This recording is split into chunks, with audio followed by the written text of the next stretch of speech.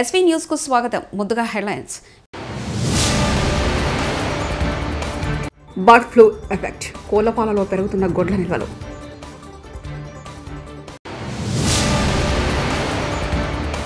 ఆయన పుస్తకం రాశారని నేను ఎప్పుడు అనుకోలేదు, సీఎం చంద్రబాబు.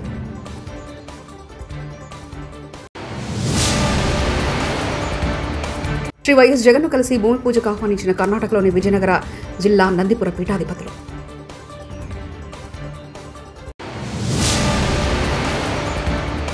నాపై సీఎం రేవంత్ విమర్శలు, ప్రజలే జవాబిచ్చారు. కిషన్ రెడ్డి.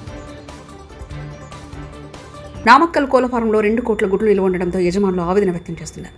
నామక్కల్ మండల పరిధిలోని నామక్కల్, ఈరోడ్, తిరుప్పూర్, పల్లం తదితర ప్రాంతాల్లో 6 కోట్లకు పైగా కోళ్లను పెంచుతున్నారు. ఆ కోళ్లు ప్రతిరోజు 5 కోట్ల గుడ్లు పెడుతుంటాయి. ఈ గుడ్లను రాష్ట్ర ప్రభుత్వం పౌష్టికాహార పథకంలో వినియోగిస్తుండగా పొరుగు రాష్ట్రాలు, విదేశాలకు ఎగుమతి చేస్తుంటారు. ప్రస్తుతం ఆంధ్రప్రదేశ్ రాష్ట్రం బర్డ్ ఫ్లూలు విస్తరణ, ఎండల కారణంగా ప్రజలు కోడిగుడ్ల వినియోగం తగ్గించారు. శాసనమండలిలో మాదక ద్రవ్యాల వినియోగంపై చర్చ జరిగింది. ఈ సందర్భంగా హోంమంత్రి వంగలపూడి అనిత మాట్లాడుతూ గంజాయిపై ఉక్కుపాదం మోపుతున్నామని, మొట్టమొదటి టార్గెట్గా పెట్టుకుని ముందుకు వెళ్తున్నామని అన్నారు. కూటమి ప్రభుత్వం ఏర్పడిన తర్వాత గంజాయి నియంత్రణ కోసం ఈగల్ వ్యవస్థను ఏర్పాటు చేశామన్నారు. గత ప్రభుత్వంలో సీఎం ఇంటి దగ్గరే గంజాయి తాగి అత్యాచారం చేస్తే కనీసం నిందితుల్ని గుర్తించే పరిస్థితి లేకుండా ఉన్నాయని మండిపడ్డారు. 2021 దేశవ్యాప్తంగా 7,40,000 గంజాయి దొరికితే అందులో 2 లక్షల గంజాయి ఏపీలో పట్టుబడిందని తెలిపారు. రాష్ట్ర ప్రయోజనాల విషయంలో ఎక్కడ రాజీ పడొద్దు, రాష్ట్ర సమస్యలపై పార్లమెంట్లో గట్టిగా గలమెత్తాలి. వైఎస్ఆర్సీపీ ఎంపీలకు శ్రీ వైఎస్ జగన్ దిశానిర్దేశం. తాడపల్లి క్యాంప్ ఆఫీసులో వైఎస్ఆర్ కాంగ్రెస్ పార్లమెంటరీ పార్టీ సమావేశం. పార్టీ ఎంపీలతో సమావేశం మాజీ ముఖ్యమంత్రి, వైఎస్ఆర్సీపీ అధ్యక్షుడు శ్రీ వైఎస్ జగన్మోహన్ రెడ్డి. పోలవరం ప్రాజెక్టు ఎత్తు, విశాఖ స్టీల్ ప్లాంట్ మిర్చికి మద్దతు ధర, 1 నేషన్ 1 ఎలక్షన్, రాష్ట్రంలో కొత్త మెడికల్ కాలేజీల ప్రైవేటీకరణ, ఇంకా పలు అంశాలపై సమావేశంలో చర్చ. వీటన్నిటిపైన ఎక్కడ రాజీ లేకుండా పోరాడాలి. పార్టీ ఎంపీలకు శ్రీ వైఎస్ జగన్ ఆదేశం. డిలిమిటేషన్ ఎంపీల సమావేశంలో ప్రస్తావన, నియోజకవర్గాల పునర్విభజనపై స్పష్టత రావాలి. ఆ మేరకు కేంద్రం స్పందించేలా చొరవ చూపాలి. సమావేశంలో పార్టీ ఎంపీలకు వైఎస్ జగన్ సూచన. దగ్గుబాటి వెంకటేశ్వరరావు ప్రతి అంశాన్ని లోతుగా విశ్లేషిస్తారని, ఆయన పుస్తకం రాస్తారని ఎప్పుడూ అనుకోలేదని, వెంకటేశ్వరరావులో ఇంత డెప్త్ ఉందని తెలియదని ముఖ్యమంత్రి చంద్రబాబు నాయుడు అన్నారు. విశాఖలోని గీతం యూనివర్సిటీలో దగ్గుబాటి వెంకటేశ్వరరావు రచించిన ప్రపంచ చరిత్ర పుస్తక ఆవిష్కరణ కార్యక్రమం జరిగింది. సీఎం చంద్రబాబు, మాజీ ఉపరాష్ట్రపతి వెంకయ్యనాయుడు, కేంద్ర మంత్రి నిర్మలా సీతారామన్, బీజేపీ రాష్ట్ర అధ్యక్షుల పురంధేశ్వరి తదితరులు హాజరయ్యారు.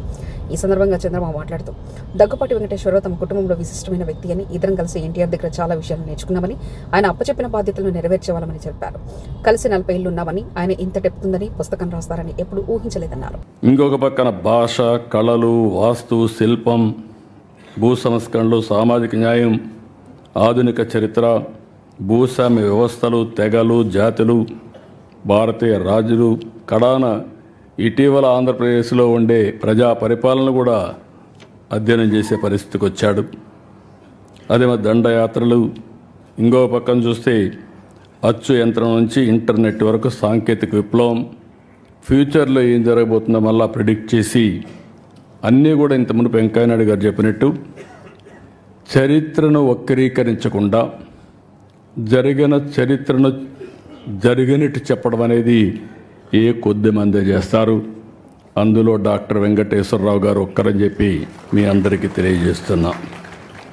ఇలాంటి మంచి బుక్ రాసిన వారిని అభినందిస్తూ, వీటి కోసం వారు ఎంత తపన పడ్డారు, శ్రమ చేశారు, అన్ని చేసి ఇలాంటి వన్ ఆఫ్ ది బెస్ట్ బుక్ని మనందరికీ అందించారు. ఇది ప్రతి ఒక్క ఇంట్లో కూడా ఉండదగ్గ పుస్తకం, ప్రతి ఒక్క లైబ్రరీలో ఉండవలసిన పుస్తకం. ప్రతి ఒక్కరు కూడా చరిత్ర తెలుసుకోవాల్సిన అవసరం ఉంది. అలాంటి చరిత్ర తెలుసుకోవడానికి సులువైన మార్గం ఈ యొక్క బుక్ అని చెప్పి మరొకసారి తెలియజేసుకుంటూ, మేము మామూలుగా ఎప్పుడూ రాజకీయ మీటింగ్లు ఉంటాయి. ఈరోజు వండర్ఫుల్ మీటింగ్, ఒక ఆత్మీయ సమ్మేళనం. నా లెక్క ప్రకారం మా కుటుంబంలో ఒక మంచి రచయిత అధ్యయనం చేసి ప్రాక్టికల్గా ఏ విధంగా సమాజానికి అందించారు. వారిని మనస్ఫూర్తిగా అభినందిస్తూ, ఆయన ఒకసారి మాట్లాడుతూ తెల్లవారుజాము నిద్ర వచ్చేది కాదు, లేచి మళ్ళీ కాఫీ తాగేసి కూర్చొని రాసి తర్వాత పడుకునేవాడిని అని చెప్పారు. అంటే ఆ పట్టుదల ఉన్నప్పుడు మనిషిలో అలాంటి శక్తి వస్తుంది. ఓసారి నిద్ర రాని రాత్రులు గడుపుతూ ఉంటాం, కానీ అల్టిమేట్గా one of the best achievement. I wish him all the best. Excellent work. మీ అందరి తరపున మరొక్కసారి మనస్ఫూర్తిగా అభినందిస్తూ అందరికీ నమస్కారాలు. ఇంటర్మీడియట్ బోర్డులో సంస్కరణలు, మంత్రి నారా లోకేష్ కీలక వ్యాఖ్యలు. కళాశాల విద్యార్థుల ఆత్మహత్యలపై శాసనమండలిలో వైసీపీ ఎమ్మెల్సీలు ప్రశ్నించారు. వారి ప్రశ్నలు మంత్రి నారా లోకేష్ సమాధానమిచ్చారు. విద్యా సంస్థల్లో పిల్లలు ఆత్మహత్యలు చేసుకోవడం బాధాకరమన్నారు.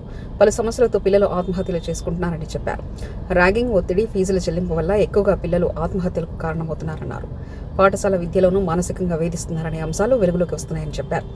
ఆత్మహత్యల నివారణకు ప్రభుత్వం చర్యలు తీసుకుంటుందని మంత్రి నారా లోకేష్ అన్నారు. అని చాలా స్పష్టంగా నేను చెప్తాం జరిగింది అధ్యక్ష. 2016లో 6 చనిపోయారు అధ్యక్ష. మళ్ళీ 2019లో 4 చనిపోయారు. 2021లో 7 చనిపోయారు. 22లో 12 మంది చనిపోయారు అధ్యక్ష. మళ్ళీ 23లో 17 మంది. 24 వచ్చి మళ్ళీ 6. అంటే ప్యాటర్న్ లేదు అధ్యక్ష, పెరుగుతున్న ప్యాటర్న్ లేదు.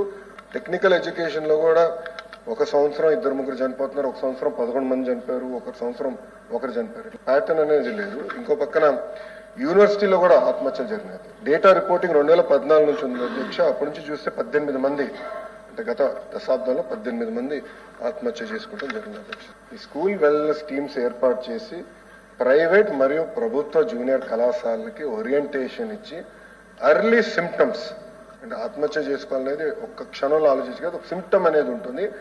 విద్యార్థులు ఆ సిమ్టమ్ మనం క్యాప్చర్ చేయాల్సిన అవసరం ఉంది అధ్యక్ష. పిల్లల్ని ఆత్మహత్య చేసుకోకుండా చూసుకోవాల్సిన బాధ్యత ఉంది అధ్యక్ష.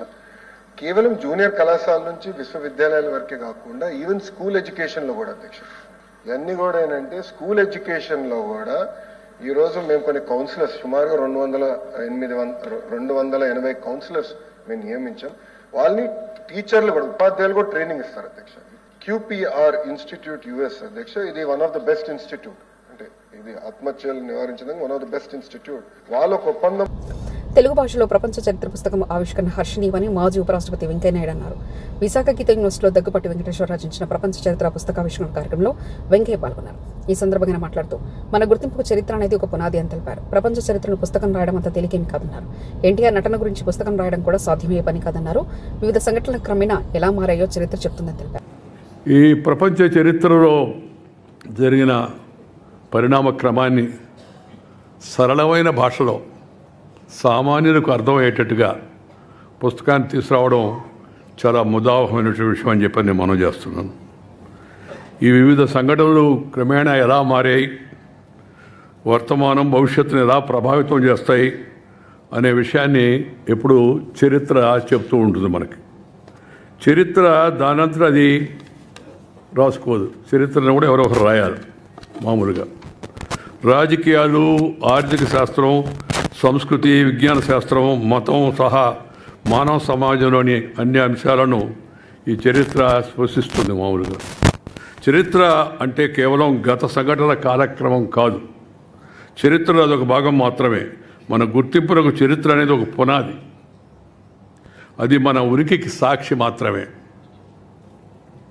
చరిత్ర ద్వారానే మానవాడికి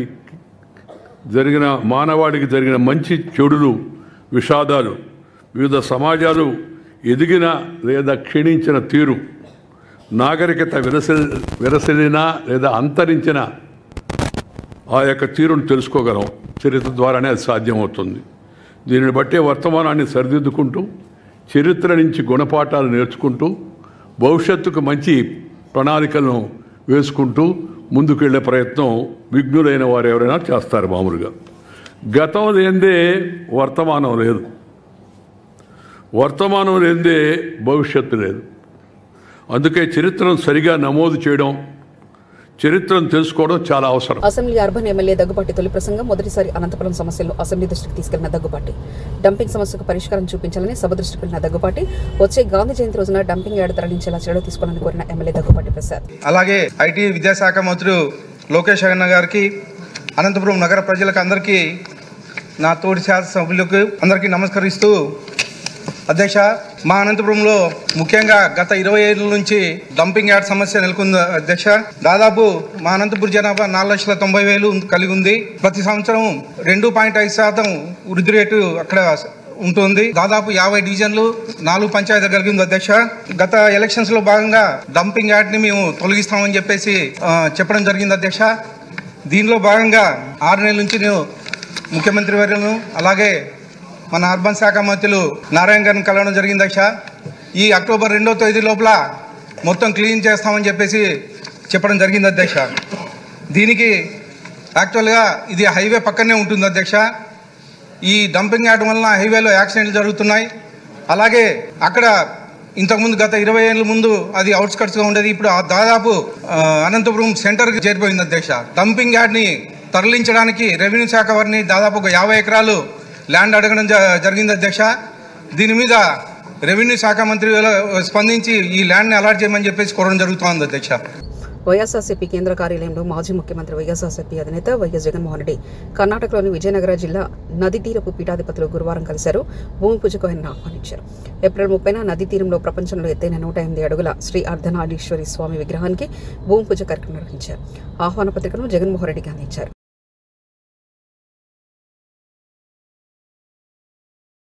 ఎన్టీఆర్ ట్రస్ట్ లక్ష్యం అదే నారా భువనేశ్వరి. విజయవాడలో ఎన్టీఆర్ ట్రస్ట్ భవన నిర్మాణానికి NTR memorial trust managing trustee Nara Bhuvaneswari గురువారం ఉదయం శంకుస్థాపన చేశారు. స్థానిక సాయిబాబా మందిరంలో ప్రత్యేక పూజలు నిర్వహించిన అనంతరం శంకుస్థాపన కార్యక్రమంలో భువనేశ్వరి పాల్గొన్నారు. విజయవాడ టీచర్స్ కాలనీలో సాయిబాబా గుడి వీధిలో 600 గజాల స్థలంలో భవన నిర్మాణానికి శంకుస్థాపన చేశారు. ఈ కార్యక్రమంలో విజయవాడ ఎంపీ కేశినేని చిన్ని పాల్గొన్నారు. మేనేజింగ్ ట్రస్టీగా నేను ఈ ట్రస్టు ముందుకి మా టీంతో పాటు చాలా సేవా కార్యక్రమాలు ప్రజల కోసం తీసుకెళ్తున్నాం. వాళ్ళకి ఎప్పుడు ఏది అవసరమో మన సమాజానికి అప్పుడు ఎన్టీఆర్ ట్రస్ట్ ఎప్పుడు ముందుంటుంది. ఈ ఎన్టీఆర్ ట్రస్ట్ హైదరాబాద్లో ముందల అక్కడ ప్రారంభం జరిగింది. ఇప్పుడు ఇక్కడ విజయవాడలో మేము ఇది ముందుకు తీసుకెళ్తున్నాం ఎన్టీఆర్ ట్రస్ట్. ఇప్పుడు ఈ ట్రస్ట్ బిల్డింగ్లో office plus blood bank plus thalassemia centre పిల్లలకి మీకు గుర్తు చేస్తున్నాము. మా NTR trust we work the talk అంటే మేమేది మాట్లాడతామో అది మేము ఎమ్మెల్సీ ఎన్నికల ప్రచారంలో సీఎం రేవంత్ రెడ్డి తనపై చేసిన విమర్శలకు ప్రజలే తగిన సమాధానం ఇస్తారని కేంద్ర మంత్రి కిషన్ రెడ్డి అన్నారు. ముఖ్యమంత్రి విమర్శలకు సంజాయిషీ ఇవ్వాల్సిన అవసరం తనకు లేదన్నారు. ప్రజా తీర్పు కాంగ్రెస్ పాలనకు చెంపపెట్టలాంటిదని కిషన్ రెడ్డి అన్నారు. అసెంబ్లీ ఎన్నికలకు ముందు కాంగ్రెస్ పార్టీ ఇచ్చిన హామీలను వెంటనే అమలు చేయాలని డిమాండ్ చేశారు. మాట్లాడుతుంటే నేను మాట్లాడుతూ ఉంటే ఆయనకు అలసిగా కనిపిస్తుంది. కాబట్టి ఆయన మాటలకు వ్యక్తిగతంగా ప్రభుత్వపరమైన అంశాలు కావచ్చు, విధానపరమైనటువంటి అంశాల మీదనే తప్పకుండా మాట్లాడతాను. నా మీద గాలి మాట్లాడినప్పుడు నేను జవాబు చెప్పుకోవాల్సినటువంటి సంజాయిషి చెప్పుకోవాల్సినటువంటి అవసరం నాకు లేదు. ఆ ప్రజలు తీర్పే నా గురించి ఈ ఎన్నికల ప్రచారంలో ఇష్టారాజ్యంగా ముఖ్యమంత్రి గారు మాట్లాడిన తర్వాత తెలంగాణ ప్రజలు ఎన్నికల్లో ఇచ్చినటువంటి తీర్పు ఏదైతున్నదో ఆ తీర్పే కాంగ్రెస్ పార్టీకి పాలక పార్టీకి చంపచెల్లు అనిపించింది. నా మీద విమర్శకు సరైన జవాబు తెలంగాణ ప్రజలే చెప్పారు. రెఫరెండం అన్న ఈ ఎన్నికలను 2 కోల్పోయింది కాంగ్రెస్. ఈ మేధావులు ఇచ్చిన తీర్పుని ఖచ్చితంగా కాంగ్రెస్ పార్టీ ఇప్పటికైనా తెలంగాణ ప్రజలకు ప్రపంచ చరిత్ర రాయడం అంత తేలికైన విషయం కాదని కేంద్ర ఆర్థిక మంత్రి నిర్మలా సీతారామన్ అన్నారు. దగ్గుబాటి వెంకటేశ్వర రచించిన ప్రపంచ చరిత్ర పుస్తకావిష్కరణ కార్యక్రమంలో ఆమె పాల్గొని ప్రసంగించారు. గెలుపు ఎవరు పొందారో వారి గురించి రాసేది చరిత్ర. చరిత్రలో మంచి చెడు రెండూ ఉంటాయి. జరిగిన దాన్ని ఎవరు మార్చలేరని పేర్కొన్నారు. Nobody can change it. What happened happened. But దాన్ని రాస్తున్నవాడు గెలిచిన వాడైతే he writes it in one glorious way. But there are others who are not part of the victorious. వాళ్ళని డిఫరెంట్ లాంగ్వేజెస్లో వాళ్ళ డిఫరెంట్ ఇంటర్ప్రిటేషన్లో హిస్టరీని రాస్తారు. దాన్ని తరతరాలుగా చెప్తారు. సబాల్టర్న్ హిస్టరీ అంటారు, ఇంటర్ప్రిటేటివ్ డిఫరెన్స్ అంటారు. సో హిస్టరీ బుక్ రాయడం అనేది చాలా కఠినమైన exercise. It cannot receive ready acceptance by everybody. So majority history రాసేవాళ్ళు చాలా సంకోచించి రాస్తారు. శ్రీవారి భక్తులకు తిరుమలలోని మాతృశ్రీ తరిగొండ వెంగమాంబ అన్నప్రసాద కేంద్రంలో వడలు పట్టింపు కార్యక్రమం ప్రారంభమైంది. దీన్ని తిరుమల తిరుపతి దేవస్థాన chairman BR Naidu, EO Syamala Rao, అదనపు ఈవో వెంకయ్య చౌదరి ప్రారంభించారు. ముందుగా వడలను స్వామి అమ్మవార్ల చిత్రపటాల వద్ద ఉంచి చైర్మన్ అధికారులు పూజలు చేశారు. అనంతరం బిఆర్ నాయుడు భక్తులకు స్వయంగా వాటిని వడ్డించారు. వడలు రుచిగా ఉన్నాయంటూ భక్తులు సంతృప్తి వ్యక్తం చేశారు.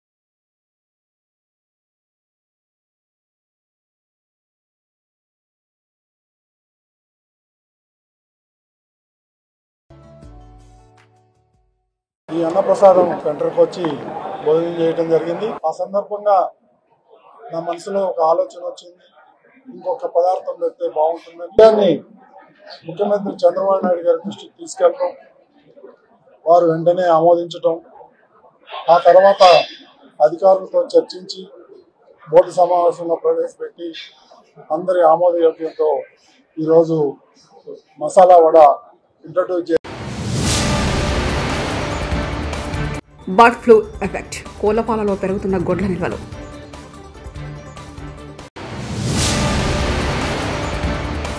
ఆయన పుస్తకం రాశారని నేను ఎప్పుడు అనుకోలేదు, సీఎం చంద్రబాబు.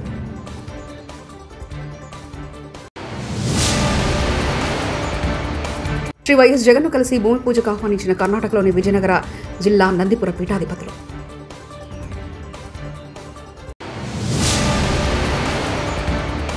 నాపై సీఎం రేవంత్ విమర్శలు, ప్రజలే జవాబిచ్చారు. కిషన్ రెడ్డి. ఇవి బులెటిన్ విశేషాలు. చూస్తూనే ఉండండి ఎస్వీ న్యూస్.